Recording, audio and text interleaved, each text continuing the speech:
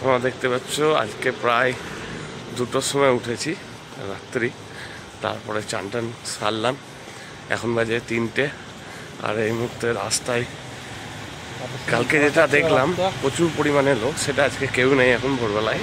এটা দেখো, কালকে রাত্রে আমরা ঘুমোতে গেলাম কিন্তু আমাদের ঘুম সেভাবে হয়নি, কারণ আবার রাত্রি 2টোর সময় উঠেছি, স্নান করেছি, তারপরে বেরিয়ে এসেছি, তো যার জন্য আমাদের ঘুম একদম হয়নি।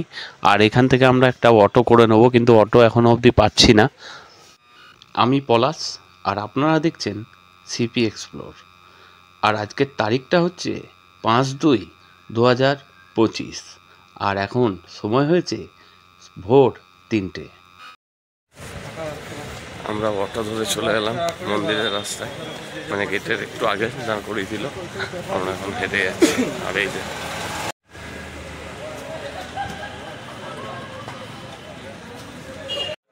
সকালবেলা যে পরিমাণে ভিড় হয়, তো এখন সেই ভিড়টা নেই, আর আমরা ফাঁকায় ফাঁকায় পুজোটাও বেশ ভালো করে দিতে পারবো।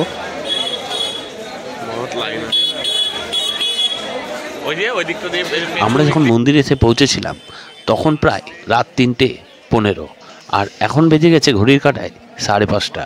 আমাদের পুজো দেওয়া হয়ে গেছে। আর এই হচ্ছে কাশী বিশ্বনাথের মেন গেট সামনে।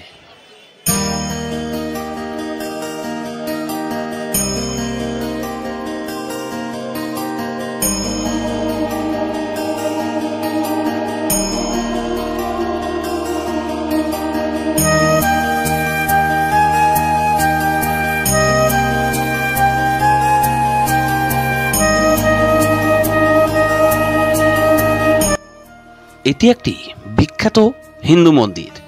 এটি উত্তরপ্রদেশ রাজ্যের বারাণসীতে অবস্থিত। মন্দিরটি গঙ্গা নদীর পশ্চিম তীরে অবস্থিত। হিন্দু বিশ্বাস অনুযায়ী কাশী বিশ্বনাথ মন্দির জ্যোতির্লিঙ্গ মন্দির নামেও পরিচিত। শিবের 12টি পবিত্রতম মন্দিরের অন্যতম মন্দির। প্রধান দেবতা শিব বিশ্বনাথ বা বিশ্বেশ্বর নামেও পূজিত হন।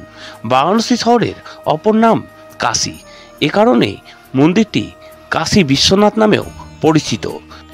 আর এই মন্দিরের উঁচু চূড়াটি পুরোটাই সোনা দিয়ে মোড়া, তাই এই মন্দিরটিকে স্বর্ণ মন্দিরও বলা হয়ে থাকে।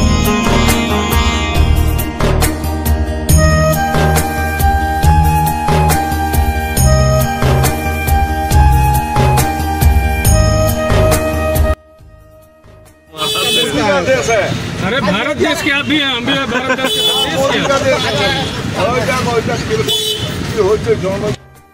মন্দিরের পুজো দিয়ে আমরা প্রথমে চলে গেলাম বেনারসের কিছু গুরুত্বপূর্ণ জায়গা, যেগুলি আমাদের এখনো দর্শন করতে বাকি রয়ে গেছে।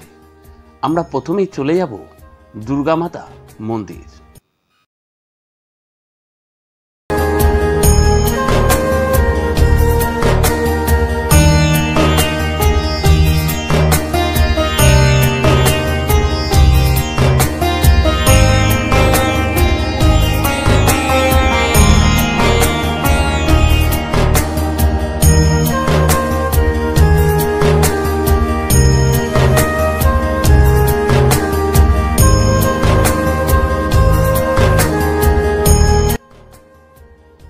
আমরা এখন চলে এসেছি দুর্গা মাতা মন্দির।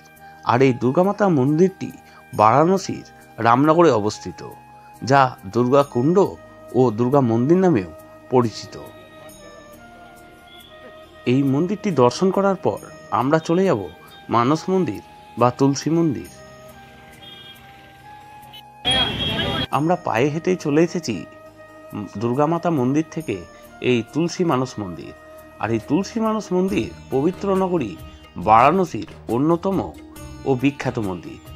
হিন্দু ধর্মে এই মন্দিরের ঐতিহাসিক ও সাংস্কৃতিক গুরুত্ব রয়েছে, কারণ প্রাচীন হিন্দু মহাকাব্য রামচরিতমানস মূলত এই স্থানে হিন্দু কবি, সন্ত, সংস্কারক এবং দার্শনিক গোস্বামী তুলসীদাস কর্তৃক 16শো শতাব্দীতে আনুমানিক 1532 থেকে 1623 লেখা হয়েছে।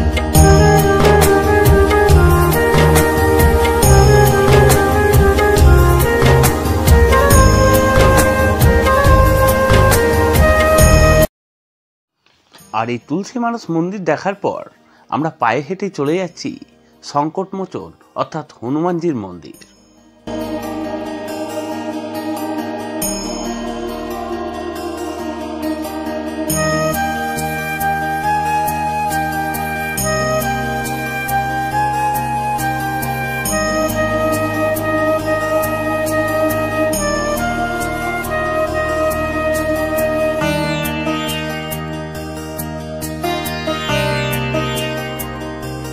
আমরা এখন চলে এসেছি সংকটমোচন মন্দির। আর এই মন্দিরে প্রবেশ করার জন্য আমরা কোনো রকমের মোবাইল নিয়ে প্রবেশ করতে পারবো না, যার জন্য আমরা এই লকারগুলোর মধ্যে মোবাইলটা রেখে তারপরে সংকটমোচন অর্থাৎ হনুমানজির দর্শন করে বেরিয়ে আসব।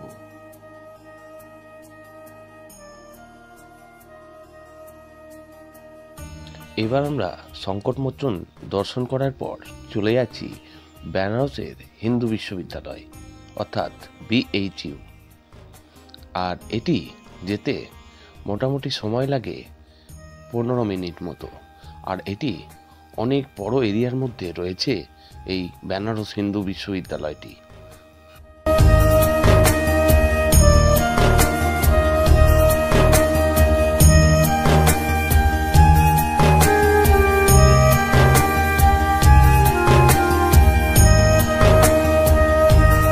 প্রবেশ করছি এই বিশ্ববিদ্যালয়ের ভেতরে রয়েছে বিশ্বনাথের মন্দির, যেটা আমরা এখন দর্শন করব। আর এই বেনারসের হিন্দু বিশ্ববিদ্যালয়টি উত্তরপ্রদেশের বারাণসীতে অবস্থিত একটি কলেজিয়েট কেন্দ্রীয় এবং গবেষণা বিশ্ববিদ্যালয়ে এবং 1916 সালে প্রতিষ্ঠিত হয়েছিল।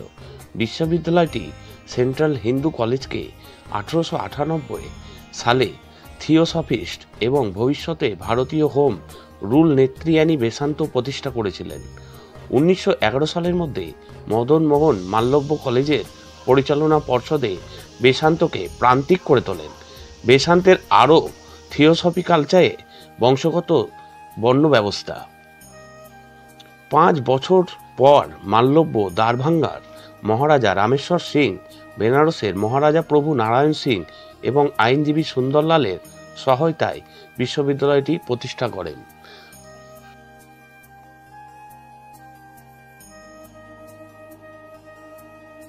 তো অবশেষে আমরা এবার বোট ড্রাইভ করবো, মানে নৌকায় চাপবো আর 84 ঘাট ঘুরবো। নৌকা আজকে চলছে, কালকে বন্ধ ছিল, তো লঞ্চে যাব আমরা।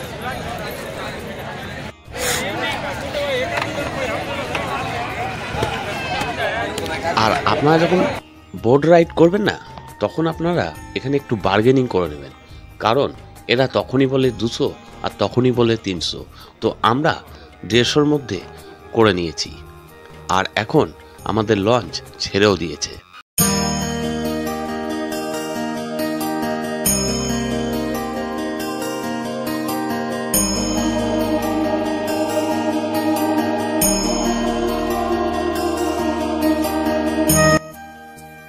আমাদের এই নৌকা বিহারটাই করা বাকি ছিল, যেটা আমরা আজকে সম্পূর্ণ করে নিলাম। আর বেনারসকে বিদায় জানিয়ে আমরা চলে যাচ্ছি এই নৌকা বিহার করার পর স্টেশনে, কারণ আমাদের আজকে এখানে শেষ দিন। তো দেখা হচ্ছে নতুন কোনো ব্লগে। এখনকার মতো টাটা।